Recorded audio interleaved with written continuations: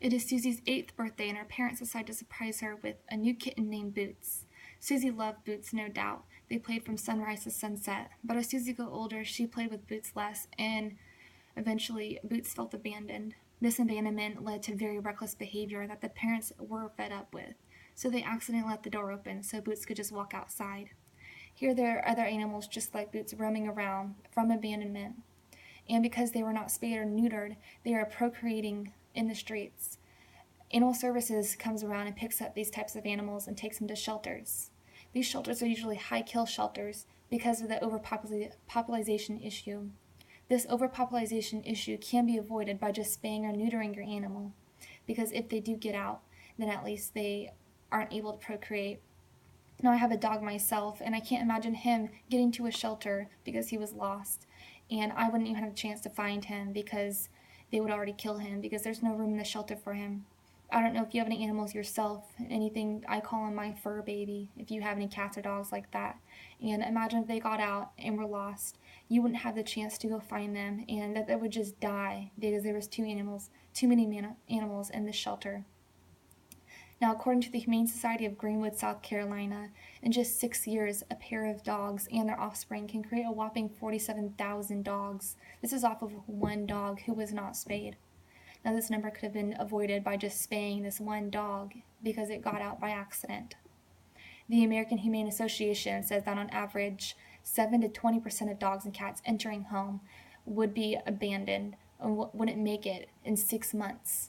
And this sometimes isn't abandonment, but just the dog getting out by accident. So I'm not trying to say anything about dogs and cats that leave the home are the people's fault, because sometimes they do get out by accident. Also, this can have risks with not spaying or neutering them, can have risks with the reproductive system. The reproductive system has the chance of being cancerous and eventually killing the dog just for being there. So taking away this, sterilizing them essentially, would give them a better chance to live their life. Also, animals have instinctual urges. Let's say a male decides to start marking because it wasn't neutered. Now, this marking smells worse than urination itself, so having this around your house is not very pleasant, and someone will not want to keep this cat around just because it was doing what it was meant to do as an animal. But by neutering it, it could be prevented. 40% of the animals that have ended up in the Greenwood, South Carolina Humane Society are 4 months old or younger. Now, this is a good statistic because the younger the animal, the better chance of it getting through the surgery well for sterilizing it. Because the older they get, their reproductive tract begins to grow more, and when you change that after sterilizing them, their behavior changes too. So you never know the type of dog that you will have after the sterilization. And now this surgery does sound expensive, but since this is such a recommended thing, vets are making it very affordable for you to spay or neuter your animals. If the status quo were to continue, the numbers of procreating pets would exponentially rise. So just like you see the squirrels in the yard or the bunnies in the bushes, that's how the dogs and cats would end up, because these shelters cannot take all these animals, and just killing them doesn't seem humane too, even they do it humanely. But essentially all these animals would just be roaming around just like the squirrels.